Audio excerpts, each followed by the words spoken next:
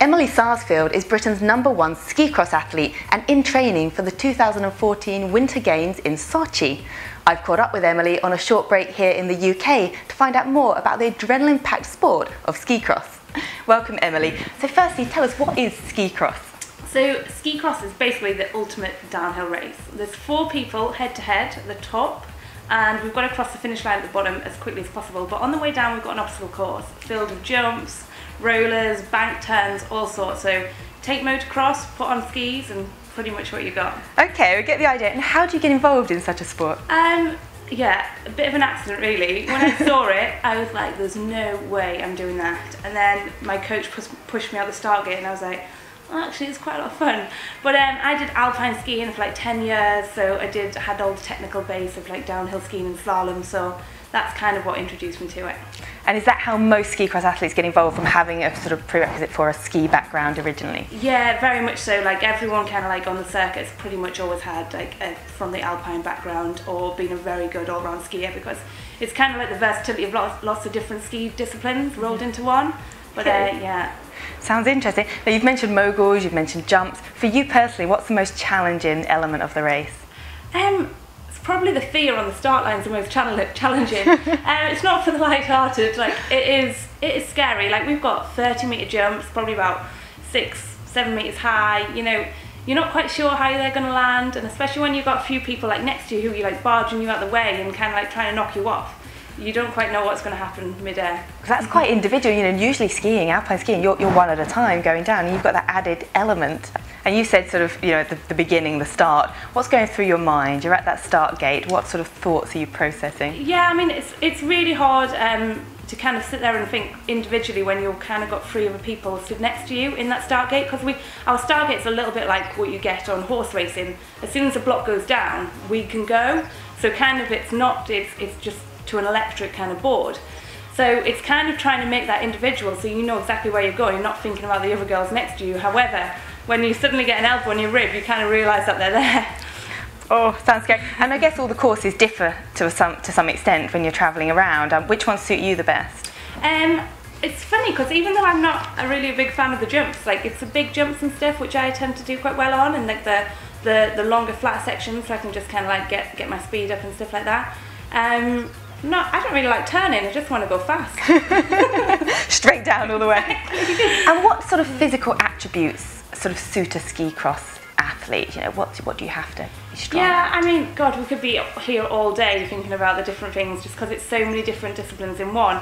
But definitely it's got to be that competitive nature. I mean, for every single athlete, but we are literally there on that start line next to them, and you've got to want to get out there first, and you've got to want to cross that finish line first. So that's pretty important. And also, I mean, it's like I said, it's not for the faint-hearted. So it is kind of like, yeah, you've got to have a little bit of balls, maybe. Ballsy event. Exactly. And have you had a particularly scary moment, or one point at which you thought, oh, you know, that was close, or you know, that was risky? Yeah, there's definitely been a few, probably every single day when I'm racing. But yeah, I had a really big crash in. Just before the Vancouver Olympics on the Olympic 2010. Court. I actually crashed in 2009 in a test event, and managed to snap every structure in your knee, possibly physically, like to snap. So like all my ligaments, you know, cartilage, meniscus, fractured femur, tibia. So yeah, when that happened, that was a little bit of a shock to the system. And how did you come back from that, both physically and mentally, to get back at the start gate? Yeah, I mean, I think it's stubbornness. Basically, there was like never a point when I mean, even when it happened, I thought I pulled a ligament. I was like, I'll be fine. When the doctor started to kind of like bend my knee in all different directions, I was like, damn, where I am, it used to be a gymnast, I'm flexible, it's like not in the joint. I was like, all right, okay.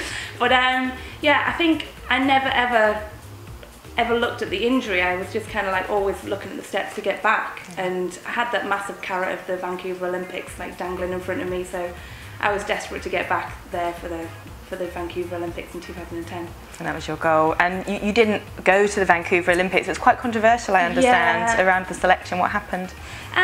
Basically, I mean, I had an invite to go to the Olympics from the International Olympic Committee, and so did my teammate as well at the time. So we had two Brits who qualified, but Britain had decided that they only wanted to take one athlete, and you know, they were obviously in massive panic at this time because of the I was British #1 at the time. However, they were really panicking on the fact of what the state of my knee was.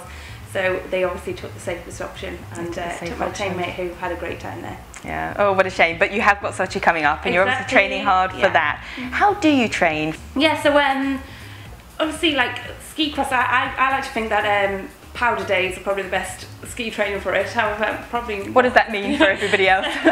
So yeah, so if there's a big dump of snow one night, and then get out there and ski the powder, because you're always getting thrown all over the place. But that's just because I like to ski that. But yeah, no, we do everything from jump training to the basic alpine skiing, the giant slalom, the downhill, to kind of like just testing ourselves off piste and stuff like that, just to kind of knock ourselves out of the way.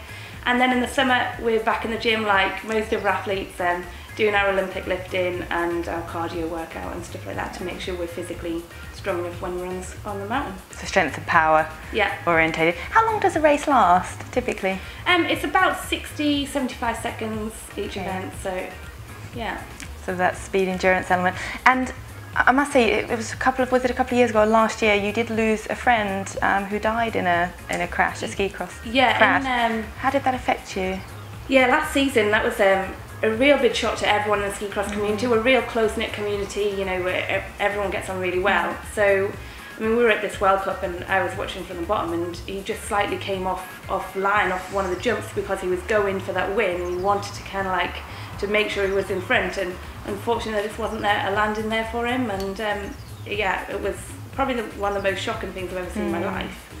To witness that, I bet. I mean, but how does that affect you? And your involvement in the sport. Do you think twice at any point? Yeah, no, for sure. I mean, I think that kind of made it reality that our sport doesn't just take a knee or a shoulder or hurt your back a little bit here and there, but it actually can take your life. And that was the first time when anyone actually life had been taken in our sport. So yeah, I mean, worked hard this summer to kind of like make sure we get over that and kind of prepare myself when I'm back on the skis and mentally, I guess, as much as anything else. Yeah. And so originally you were an alpine skier.